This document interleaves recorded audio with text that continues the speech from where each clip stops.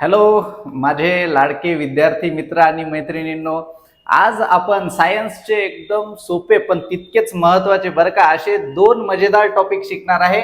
एक मोशन आणि एक फोर्स, हे दोन शब्द किंवा ह्या दोन कन्सेप्ट आज क्लिअर करून घेऊ आपण. आणि या कन्सेप्ट जोपर्यंत तुम्ही सायन्स शिकाल तोपर्यंत फिजिक्स मध्ये रिपीट होतच राहतील हे शब्द. तर motion and force around us असं आपल्या आजच्या टॉपिकचं नाव आहे. बघू आता आपण पुढे वॉर्मअप क्वेश्चन बघू. थोडस या टॉपिक विषयी तयारी करू आपण की do object move on their own, कोणतीही वस्तू स्वतःहून हालचाल करते का. आता मी जर असा पेन पकडला तर हे स्वतःहून हालचाल करेल का, नाही. नंतर why does a ball stop after a some time, आता आपण जर चेंडू फेकला, बॉल फेकला ग्राउंडवर, थोड्या वेळाने ते आपोआप थांबते, हे असं का होते. किंवा व्हॉट मेक्स थिंग्स मूव्ह, किंवा कशामुळे गोष्टींची हालचाल होत असते, की झाडाची पानं का हलत असतात, गाड्या का चालत असतात, आपण का चालू शकतो. बघा आता पुढे व्हॉट इज मोशन, पहिला महत्वाचा शब्द शिकणार आहे आपण. मोशन म्हणजे काय. आता सिंपल गोष्ट आहे की ही गोष्ट एका जागेवर आहे सध्या पेन, तेव्हा मी म्हणतो हा पेन रेस्टवर आहे किंवा स्टेशनरी आहे. काय काय दिसते आपल्याला रेस्टवर, आपली स्क्रीन पण सध्या कशी आहे, रेस्टवर आहे. परंतु जेव्हा मी म्हणतो की आता हा पेन कसा होता, रेस्टवर नव्हता, हा मोशन मध्ये होता.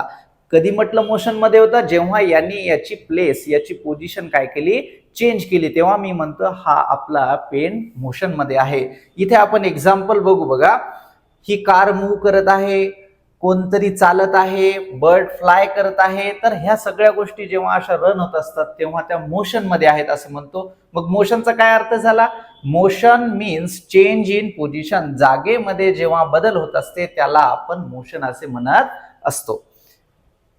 नंतर बघा, when is there no motion, motion कधी नसते. तर असे ऑब्जेक्ट, आता आपण जसं म्हटलं की या टेबलवर बुक एका जागेवर आहे, ही गाडी स्टँडवर लावलेली आहे, तेव्हा आपण म्हणू हे मोशन मध्ये आहेत का, नाही. तेव्हा आपण म्हणतो ह्या गोष्टी रेस्टवर आहेत किंवा स्टेशनरी आहेत. Object stage at same place, तेव्हा आपण म्हणतो की नो मोशन, मोशन चालू नाही. नंतर बघू आपण नेक्स्ट स्लाइडवर की टाइप्स ऑफ मोशन. आता मोशनचे पण प्रकार असतात. जसं की ही ट्रेन एका रेषेमध्ये चालली, कोणते तरी सोल्जर मार्च करत आहे तर एका रेषेमध्ये चालले, मुंग्याची एक रांग आहे ती एका रेषेमध्ये चालली, तेव्हा आपण त्या मोशनला म्हणतो मोशन मध्ये आहे कारण की हालचाल करायला लागली. परंतु एका लाईन मधली मोशन म्हणून त्याला म्हणतो आपण लिनियर मोशन. तर ही मोशन कशी असते, स्ट्रेट लाईन मध्ये. मग आपल्या पंख्याची मोशन स्ट्रेट लाईन मध्ये नसते, ती गोल गोल असते. घड्याळांच्या काट्याची मोशन गोल गोल असते. तर त्या मोशनला आपण म्हणतो सर्क्युलर मोशन. म्हणजेच कसा, जो पाथ, जो मार्ग राउंडेड असतो, राउंड गोल आकार असतो. जसं की इथे पंख्याचे पाते गोल फिरतात. नंतर पिरियॉडिक मोशन, पिरियॉडिक मोशन म्हणजे जशी आपल्या पृथ्वीभोवती चंद्राची मोशन आहे ती कशी आहे, गोल आहे, सर्क्युलर आहे. परंतु सारख्या वेळेमध्ये सारखा अंतर चंद्र कापतो, तर तीच मार्गाने कापतो, रिपीट होत जाते ती मोशन, तेव्हा आपण त्याला पिरियॉडिक मोशन म्हणतो. एखादा स्विंग म्हणजे झोका आहे, तो सेम पाथने सारखाच फिरत जर असेल तर आपण त्याला म्हणतो पिरियॉडिक मोशन. घड्याळीची पण मोशन आपण पिरियॉडिक मोशन म्हणतो. तर पिरियॉडिक मोशन म्हणजे काय, जी रिपीट होते, की जसं इथे हा एक आपण पेंडुलम म्हणत असतो अशा डिव्हाइसला, तेव्हा हे एक मास असा असा स्विंग झोके घेत फिरत असतो सेम, तेव्हा त्याला आपण पिरियॉडिक मोशन म्हणतो. आता पुढे आता आपण बघूया मोशन जे काही एक्झाम्पल. तर अर्थ स्वतःभोवती फिरत आहे म्हणजे मोशन मध्ये आहे.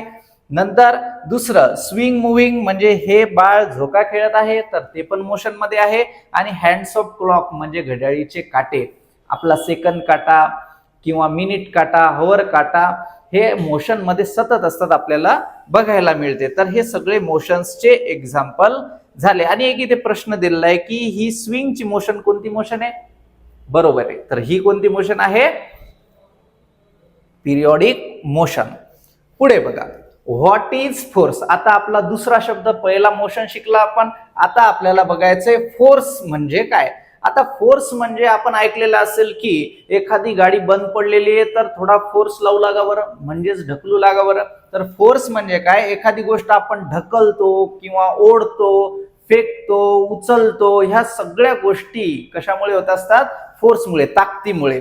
नंतर it is needed to move an object, आणि फोर्स जर नसेल तर ऑब्जेक्ट मूव्ह होणार नाही. जर हा पेन मी म्हणतो एका जागेवर आहे, याला जर मी असा फोर्स नाही लावला तर हे मोशन मध्ये येणार नाही. जसं की एक्झाम्पल बघूया आपण, पुशिंग डोअर. डोअर जर असा आहे तर आपण जादू छुमंतरने नाही त्याला ढकलू शकत, तेव्हा आपल्याला हात लावून फोर्स लावावाच लागेल, तेव्हाच ते फोर्समुळे मोशन मध्ये येईल. पुलिंग बॅग, इथं पण एक जो ट्रॅव्हलर आहे तो बॅग मूव्ह करत असताना तिथे फोर्स लावत असतो. नंतर बघा इफेक्ट्स ऑफ फोर्स. फोर्समुळे काय काय होते बरं, तर आत्ताच एक गोष्ट शिकली आपण, फोर्स लावलं की गोष्ट मोशन मध्ये येते. परंतु आता हा पेन मी सोडत आहे तर हा मोशन मध्ये येणार आहे, परंतु मला तो थांबवायचा, आणि तो थांबवण्यासाठी मी पुन्हा या हाताचा फोर्स लावला. म्हणजे दोन्ही गोष्टी बघा कशा आहेत, की एखादी गोष्ट एका जागेवर आहे, मोशन मध्ये आणण्यासाठी आपल्याला तिथे फोर्स लावा लागते. आता मोशन मध्ये थांबवायची तरी पण तिथे आपल्याला फोर्स लावा लागते. आणि अजून काय होते बघा, चेंज डायरेक्शन. डायरेक्शन पण चेंज होते. आपण क्रिकेट खेळतो, क्रिकेटमध्ये जेव्हा समोरून बॉल येत असते आणि आपल्याला इकडे गॅप आहे तिकडे बाउंड्री मारायची, तेव्हा त्याची डायरेक्शन चेंज करण्यासाठी आपण बॅटने त्याची डायरेक्शन चेंज करतो. मग बॅट तिथे बॉलवर काय लावते, फोर्स लावते, आणि त्या फोर्समुळे काय व्हायला लागलं, त्या बॉलची डायरेक्शन चेंज व्हायला लागली.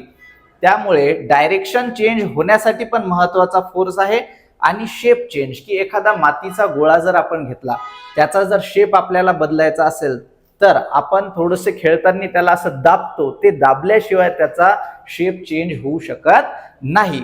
त्याच्यानंतर रिअल लाईफ एक्झाम्पल्स काही, की जसं फुटबॉल किक करणे, बॉटल उघडणे, स्कूल बॅग उचलणे, ह्या सगळ्या गोष्टीमध्ये फोर्स लागू होत असते. नंतर बघा आता एक ऍक्टिव्हिटी टाइम आपण करून बघूया, की push a book on a table, की टेबल वरचं एखादं पुस्तक आपण जर लोटलं तर काय होईल. When you push, what happens when you push, तर पुस्तक मोशन मध्ये येईल. What happens when you stop pushing, जेव्हा तुम्ही ढकलणं सोडून देसाल तेव्हा पुस्तक काय होऊन जाईल, थांबून जाईल. बरोबर आहे. बर, कॉन्क्लुजन काय, फोर्स कॉजेस मोशन. 100% काय माहित झालं याच्यावरून आपल्याला, की मोशन जेव्हा होते तेव्हा ते फोर्समुळे होत असते. बघा आता काही पॉइंट्स आहेत जे आपण आता सर्व शिकलो, तर हे मुख्य पॉइंट लक्षात ठेवायचे. मोशन म्हणजे काय, चेंज इन पोझिशन. फोर्स म्हणजे काय, काहीतरी ढकलणे, ओढणे, ते फोर्स असते. फोर्स मुळेच काय घडून येत असते, मोशन घडून येत असते. नंतर बघूया आपण एक क्विज. आता तुम्ही मला उत्तर सांगसाल, सिंपल सिंपल, ठीक आहे. किती आठवते बघू आपण. व्हॉट इज मोशन, तर काय शिकलो होतो मग आपण, जेव्हा पोझिशन चेंज होत असते ऑब्जेक्टची तेव्हा आपण म्हणतो that object is in motion. नंतर एक्झाम्पल फोर्सचे, तर आता ते तुम्ही नोट डाऊन करून घ्यायचे तुमचे स्वतःचे आणि परीक्षण करा की किती आपला अभ्यास झालेला आहे. Name one type of motion, तर एक कोणत्या पण टाईपचं मोशन तुम्ही ऍक्टिव्हिटी म्हणून स्वतः आता तुम्हाला माहित असलं पाहिजे. Can object move without a force, object विना फोर्सचं मूव्ह होऊ शकते का, याचं उत्तर तुम्हाला आता यायला पाहिजे. पुढे बघा एक क्वेश्चन आहे, why does a moving cycle stop after some time. आता एखादी सायकल मूव्ह करा लागली, आपण पायडल मारले आणि सध्या आपली सायकल छानपैकी मूव्ह करत आहे, परंतु बऱ्याच वेळेसाठी आपण पायडल मारलेच नाही. त्याच्यानंतर एका विशिष्ट कालावधीनंतर आपली जी सायकल आहे ती स्वतःहून न ब्रेक मारता पण जर मोकळं ग्राउंड असेल तर आपोआप स्लो होत काय होऊन जाईल, स्टॉप होऊन जाईल. मग तिथे कोण थांबवलं, तर ह्याच्यासाठी आपण जे काही शिकलो ते मोशन आणि फोर्स, आणि आत्ताचा जे आपला प्रश्न होता की सायकल आपोआप कसं काय थांबली, हे शिकण्यासाठी आपण उद्या शिकणार आहे फ्रिक्शन आणि एक नवीन टॉपिक सिंपल मशीन्स. आता बघा बरं, आपण जनरल लाईफ मधले उदाहरण घेतले, तर मग सायन्स आपल्या आजूबाजूलाच आहे की नाही, तर सायन्स आपला खूप छानसा गोड सब्जेक्ट आहे. रोज आपण असाच सविस्तर शिकत जाऊ. चला तर भेटूया आपण आपल्या नेक्स्ट लेक्चरमध्ये. थँक्यू.